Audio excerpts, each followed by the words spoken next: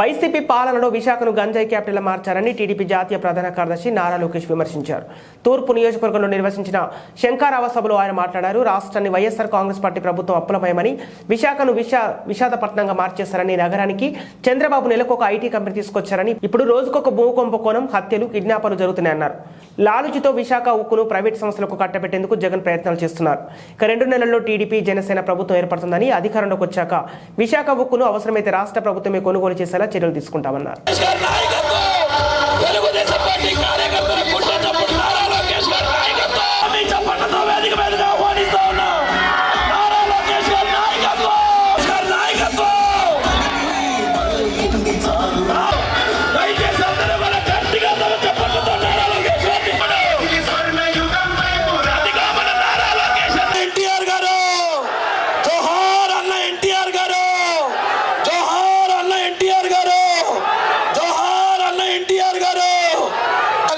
జరుగుతుందో దయచేసి పెద్ద ఎత్తున వచ్చిన తెలుగుదేశం పార్టీ నగరంలో కానీ విశాఖ తూర్పు నియోజకవర్గంలో ప్రస్తుతం కానీ నియోజకవర్గ ప్రజలకి తగిన హామీ ఇస్తారని తెలియజేసుకుంటూ మన యువ నాయకుడు నారా లోకేష్ గారిని ఈరోజు విశాఖపట్నం ఈస్ట్లో ఈ శంకరామం కార్యక్రమానికి విచ్చేసిన తెలుగుదేశం పార్టీ కార్యకర్తలకి, జన సైనికులకి, ప్రజలందరికీ నా హృదయపూర్వక నమస్కారాలు.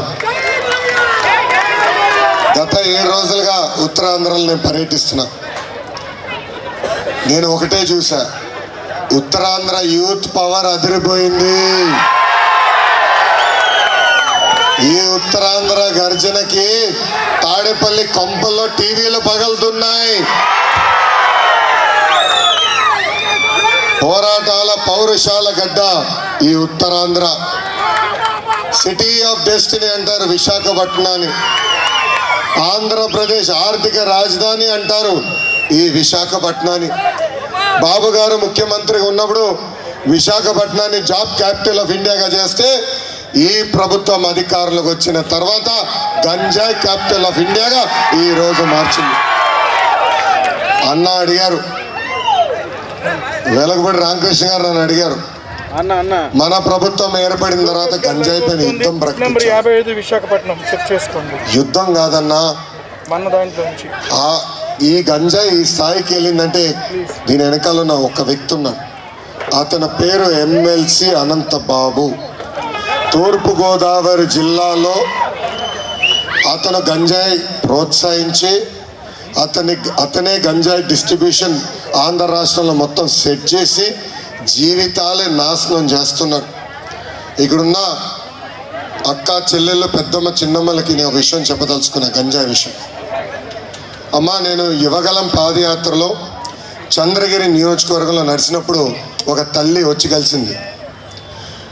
లంచ్కి మేము ఆగినప్పుడు, భోజనానికి మేము ఆగినప్పుడు ఆమె వచ్చి నన్ను కలిసి, నేను లోకేష్ బాబు గారితో 1-on-1 మాట్లాడాలి, మీడియా మిత్రులు ఎవరు ఉండకూడదని కోరి, అప్పుడు ఆమెతో కూర్చుని మాడినప్పుడు ఆమె చెప్పింది, ఆమెకి 3 కూతురు ఉన్నారు.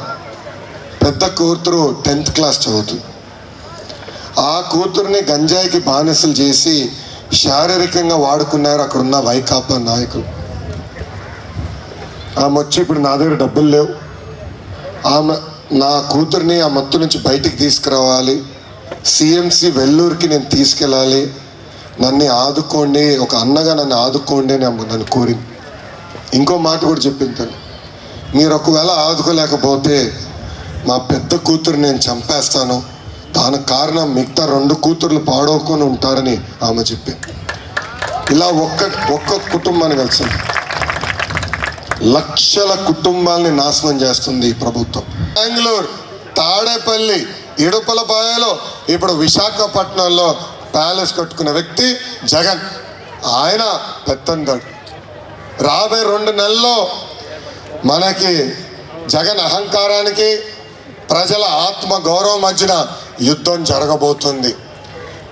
ఇది ప్రజలందరూ ఒక్కసారి గుర్తుపెట్టుకోవాల్సిందిగా నేను కోరుతున్నా.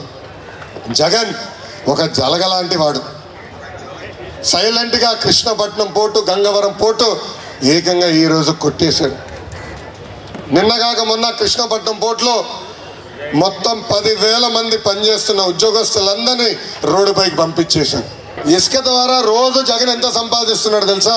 3 కోట్ల రూపాయలు, నెలకి 90 కోట్ల రూపాయలు, సంవత్సరానికి 1080 కోట్ల రూపాయలు. 5 సంవత్సరాలు 5,400 కోట్ల రూపాయలు ప్రజాధనాన్ని లూటీ చేశాడు. 2019 ఎన్నికల ముందల ట్రాక్టర్ ఇసుక 1000 రూపాయలు ఉన్నప్పుడు జగన్ పంది కొక్కుల్లాగా ఇసుక తింటున్నారన్నాడు.